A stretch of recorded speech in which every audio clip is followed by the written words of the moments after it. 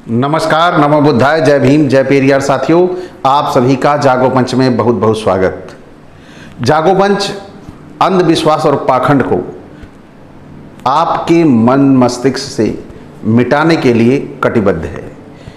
इसीलिए लगातार जागो पंच अपने एपिसोड में आपके लिए तरह तरह से अंधविश्वास और पाखंड को खत्म करने के लिए उपाय या सूत्र लाता रहता है और समय समय पर इसकी चर्चा करता रहता है। तो यह जागो पंच का यह उद्देश्य है कि हमारे ओबीसी एससी एसटी समाज से अंधविश्वास और पाखंड दूर हो जाए, क्योंकि आज हमारा जो ये ओबीसी एससी एसटी समाज है, यह अंधविश्वास पाखंड की वजह से सत्ता से बाहर है, सामाजिक भागीदारी से बाहर है, राजनैतिक भागीदारी से बाहर है, शैक्षिक गतिविधियां तो ना के शून्य होती जा रही हैं, उसकी कोई वहां पे भागीदारी या उपस्थिति नहीं है। इसका सबसे बड़ा कारण हमारे समाज में व्याप्त अंधविश्वास और पाखंड है। इस अंधविश्वास और पाखंड को खत्म करने के लिए हमें उन्हीं हथियारों का इस्तेमाल करना पड़ेगा या किया जाना चाहिए जिन हथियारों से हमारे बीच में यह अंधविश्वास पाखंड आया है। तो हमारे बीच में जो सबसे बड़ा पाखंड का हथियार है वह है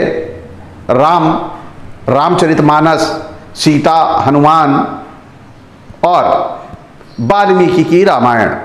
तो साथियों, यदि हम इस विषय पर चर्चा करें कि काल्पनिक मर्यादा पुरुषोत्तम राम, जिन्हें इसीलिए मैंने बोला कि मर्यादा पुरुषोत्तम राम, पुरुषों में उत्तम होने के सारे गुण उनमें थे, वह पुरुषोत्तम थे। पुरुषों में जो मानव ये समय धरती पर जो पुरुष हैं, इन पुरुषों में जो पीछे पैदा हुए हैं, उन सभी पुरुषों में उत्तम थे। तो आज मैं इस वीडियो में केवल 5 श्लोक लूंगा वाल्मीकि रामायण के, जिसमें यह सिद्ध हो जाएगा कि राम कोई पुरुषोत्तम नहीं था, वह एक मामूली सा साधारण साधारण मानवीय सोच का आम मानव था। लेकिन यहां सबसे बड़ी बात है कि राम काल्पनिक है और यह हमारे समाज में इसकी काल्पनिकता को यथार्थ प्रस्तुत कर हमारे समाज में अंधविश्वास और पाखंड को ऐसा जकड़ा गया है कि हमारे लोग चाह कर भी नहीं उबर पाते। और आज यही जय श्री राम हमारे समाज में आतंक का भी पर्याय बनता जा रहा है। यहां पर 2 तरह के राम नहीं, कई तरह के राम हैं। एक तो गांधी का राम है और दूसरी तरफ ये भाजपा और आरएसएस का राम है और तीसरी तरफ जय राम है। तो इन सब में कोई समानता नहीं है, इन सब में अलग अलग गुण हैं। भाजपा आरएसएस के राम में आतंकवाद, उग्रवाद का समावेश है। जय राम में जो हमारे समाज में आज इस्तेमाल बोलचाल में किया जाता है, लोग इसे आपसी संबोधन या आपसी एक मिलन में, भाईचारे में बोल देते हैं जयराम, तो उसमें एक अलग भाव है और गांधी के राम में एक अलग भाव है। तो यहां पर हमें यह देखना होगा कि वास्तव में जो हमें ये राम दिया गया, हमारे समाज में जो राम ये थोपा गया है, इस राम में वास्तव में मर्यादा पुरुषोत्तम होने के गुण थे या नहीं थे, क्योंकि फैक्ट चेक बहुत जरूरी है और जब तक फैक्ट चेक नहीं करेंगे तब तक सच्चाई पता नहीं लगेगी। तो आइए आपको लेके चलते हैं हम आज मर्यादा पुरुषोत्तम राम। पुरुषोत्तम नहीं थे, वो एक साधारण मानव थे, इससे अधिक उनका जीवन कुछ ना था। उन्होंने सामाजिक, राजनैतिक, सांस्कृतिक रूप से हमारे समाज के लिए कुछ नहीं किया। इसका गवाह पूरा रामचरितमानस रामायण है। उसमें इन्होंने समाज के लिए कुछ नहीं किया, पूरा जीवन अपने परिवार में, अपनी परिवार के कलह में, अपनी पत्नी की खोज में और अपनी पत्नी को पाने के लिए लड़ाई में ही व्यतीत कर दिया और अंत में आत्महत्या करनी पड़ गई। ऐसी स्थिति आ गई तो यहां पर हम उन्हें मर्यादा पुरुषोत्तम कैसे कह सकते हैं? आइए चलते हैं उन श्लोकों पर, जिन श्लोकों के आपके सामने आने से आपको लगने लगेगा कि यह पुरुषोत्तम के गुण नहीं है, यह एक साधारण मानव के गुण हैं, जो अपनी मां से चिढ़ता है, अपने बाप को गलत बोलता है, अपने भाई के बारे में गलत सोचता है। ऐसा एक मानव जो आज हमारे समाज में पाया जाता है, वही मानव यह राम था। लेकिन यहां सबसे बड़ी बात थी कि यह काल्पनिक था, यह मैं कई बार कहूंगा। तो साथियों आइए चलते हैं उन श्लोकों की ओर। तो साथियों आइए हम उन श्लोकों को आपको सुनाते हैं। वो श्लोक क्या हैं? तो मैं इसमें स्किप करूंगा संस्कृत को, इसलिए कि वीडियो बहुत लंबा ना हो जाए, इसलिए संस्कृत को मैं स्किप कर दूंगा। मैं आपको यहाँ पे ये डिस्प्ले हो रहा है, आप खुद जो संस्कृत के ज्ञाता हैं वो संस्कृत पढ़ सकते हैं, और हिंदी में भी डिस्प्ले हो रहा है, आप उसे देख सकते हैं। तो यहाँ पर मैं आपको बता रहा हूं कि वो प्रसंग है, राम और लक्ष्मण आपस में बातचीत कर रहे हैं, जब वनवास का बोल दिया गया था उसके बाद की घटना है। तो यहां कह रहे हैं कहीं ऐसा ना हो कि, संदेह में कह रहे हैं, राम जो है वो संदेह व्यक्त कर रहे हैं कैकेयी के प्रति। यह एक साधारण मानव के ही गुण हैं, पुरुषोत्तम के गुण नहीं हैं। तो यहां पर क्या कह रहे हैं राम? कहीं ऐसा ना हो कि रानी कैकेयी भरत को आया देख राज्य के लिए महाराज को प्राणों से भी वियुक्त ना कर दे। यानी यह अयोध्या कांड के 53वें अध्याय का सीन है। इसमें राम अपनी मां कैकेयी के प्रति संदेह व्यक्त कर रहे हैं कि कहीं वह दशरथ को मार ना दे, और इस तरह की भावनाएं क्या एक पुरुषोत्तम में हो सकती हैं?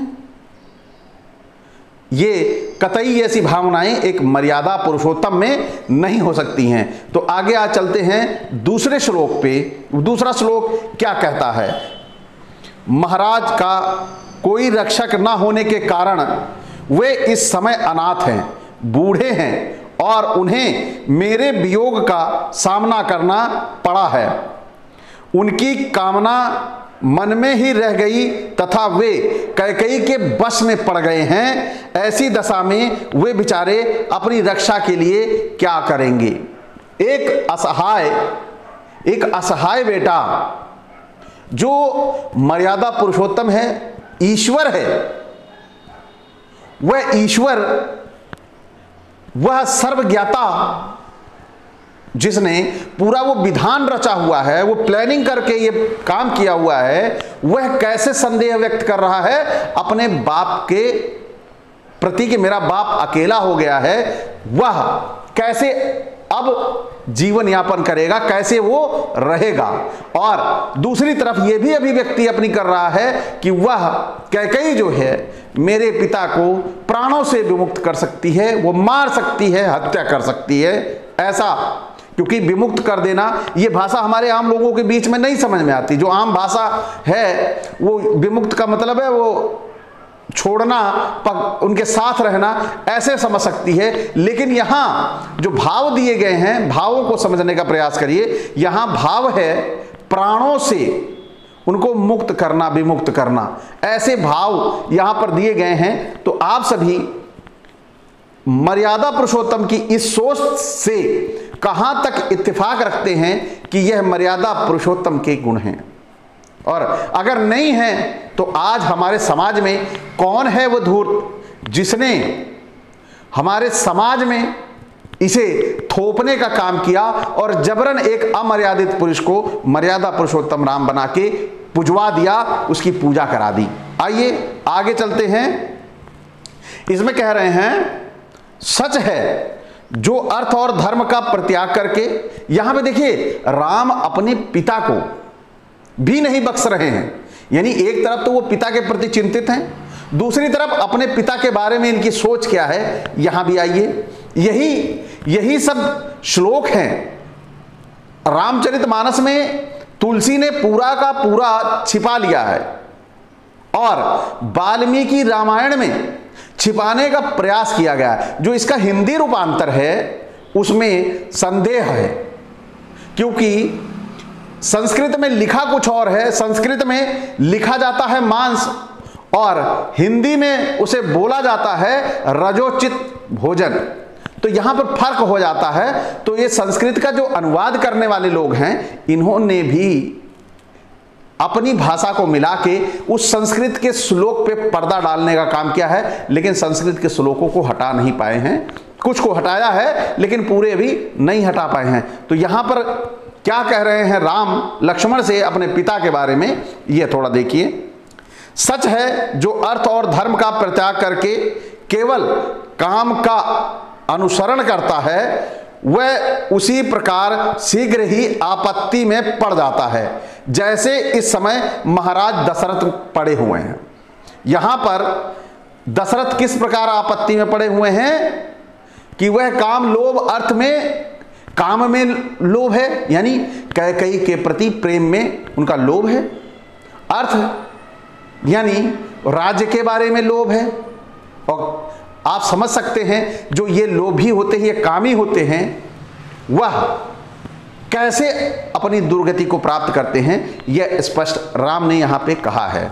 तो राम अपने पिता के बारे में ऐसी सोच रखते हैं कि मेरे पिता काम के प्रभाव में आ गए हैं, यानी काम वासना के, माँ के प्रति काम वासना, कैकेयी के प्रति काम वासना के लोभ में मुझे राज्य से निकाल रहे हैं। ऐसा ये प्रत्यक्ष, अप्रत्यक्ष नहीं, प्रत्यक्ष आरोप है। केवल उन्होंने कहा नहीं है कि तुम अपने पिता से ये नहीं कहा, लेकिन लक्ष्मण से कह दिया कि पिता काम वासना के प्रति ग्रसित होकर मुझे वन भेज रहे हैं। यह स्पष्ट हो चुका है। यह मर्यादा पुरुषोत्तम के गुण नहीं है, एक साधारण मानव के गुण हैं। जो ऐसा दूसरे के बारे में उल्टा सीधा ख्यालात लाता रहता है, वही आम मानव होता है। और मर्यादा पुरुषोत्तम उसको कहते हैं जो हर विषय में उत्तम खोजने का प्रयास करता है। आइए यहां पर आगे देखिए क्या कह रहे हैं। ये इस समय भी सौभाग्य के मद से मोहित हुई कैकेयी मेरे कारण कौशल्या और सुमित्रा को कष्ट पहुंचा सकती है। अब आप समझ सकते हैं यहां पर जो राम के वक्तव्य हैं, ये उसी तरह अंदेशा व्यक्त करना एक साधारण मानव की सोच होती है। वह हमेशा आशंकित रहता है, अपने प्रति, अपने रिश्तेदारों के प्रति ऐसे भावों से आशंकित रहता है। ऐसी सोच रखने वाला व्यक्ति आपको मर्यादित कहां से लगता है, मुझे तो नहीं लगता, लेकिन ऐसी सोच रखने वाला व्यक्ति अगर हमारे समाज के बीच में मर्यादा पुरुषोत्तम के रूप में रिप्रेजेंट किया गया है, तो निश्चित तौर पर उसमें कुछ विशेष गुण होने चाहिए जो हम मानवों से उन्हें उत्तम बनाता है। लेकिन ये उन्हें उत्तम नहीं बना रहा। जो हम पढ़ रहे हैं ये एक छोटा सा हिस्सा है, और इसी सीरीज में मैं और भी आगे सिद्ध करूंगा कि राम मर्यादा पुरुषोत्तम नहीं, एक साधारण सोच का काल्पनिक चरित्र है जो रामायण में प्रस्तुत किया गया है, जिसे रामचरितमानस ने, तुलसीदास ने भगवान बनाने का दुस्साहस किया है। आगे चलते हैं। जो आखिरी श्लोक है इसका, उसमें जो ये सिद्ध करता है कि वह एक साधारण मानव थे, काल्पनिक मानव थे, एक पुस्तक के चरित्र मात्र थे। और यह भी मैं आगे आपको यह भी बताऊंगा कि दो लोगों की वार्तालाप हो रही है। उस वार्तालाप में यह भी कहा गया है कि वाल्मीकि ने इस चरित्र के बारे में जो लिखा है वही जानते हैं, इस चरित्र को बनाया वाल्मीकि ने है, यह हकीकत में नहीं थे, उसमें स्पष्ट होता है। तो यह श्लोक भी मैं जल्द आपके सामने लाऊंगा कि वह राम का चरित्र पैदा करने वाले वाल्मीकि थे, दूसरा कोई नहीं था। और वाल्मीकि के बाद इन चरित्रों को कई लोगों ने जीवित करने का कोशिश की, पैदा करने की कोशिश की। कई लोगों ने तो रावण को सीता से मरवा दिया। कई लेखक तो ऐसे हैं जिन्होंने रामायण लिखी और उन्होंने सीता से रावण को मरवाया, राम को निकम्मा साबित कर दिया वहां। और कई लोगों ने इसे दिखाया कि राम ने रावण को मारा। तो ये कई तरह से ये कहानी प्रस्तुत की गई है, क्योंकि यह कहानी पूरी तरह से काल्पनिक है। इसलिए अपना मजा लेने के लिए कि मेरी कहानी को लोग पढ़ें, उन्होंने उसे अलग तरीके से बनाने का प्रयास किया कि मेरी भी किताब पढ़ी जाए। यही इतना मकसद है। आगे चलते हैं, जो लास्ट है इसमें कह रहे हैं, धर्मज्ञ लक्ष्मण, कैकेयी के कर्म बड़े खोटे हैं। कैकेयी के कर्म बड़े खोटे हैं, वह द्वेषवश अन्याय भी कर सकती है, तुम्हारी और मेरी माता को जहर भी दे सकती है।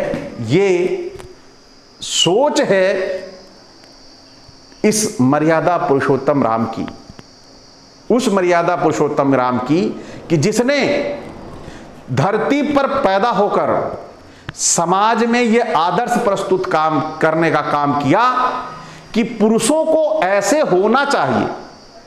एक ऐसा पुरुष वो था राम, जिसको देखकर पुरुषों को सीखना चाहिए।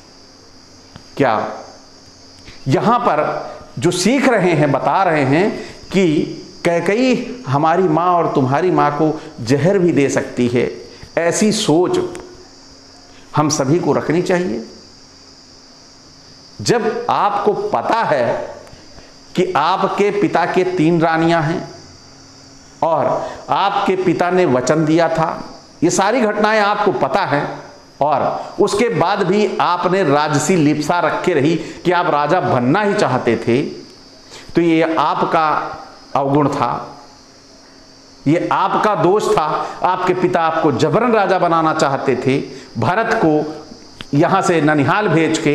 यह आपके पिता और आपकी अमर्यादा का प्रतीक है।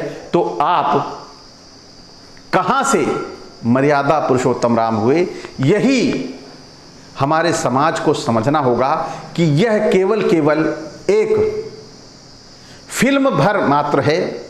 यह इसका वास्तविकता से कोई नाता नहीं है।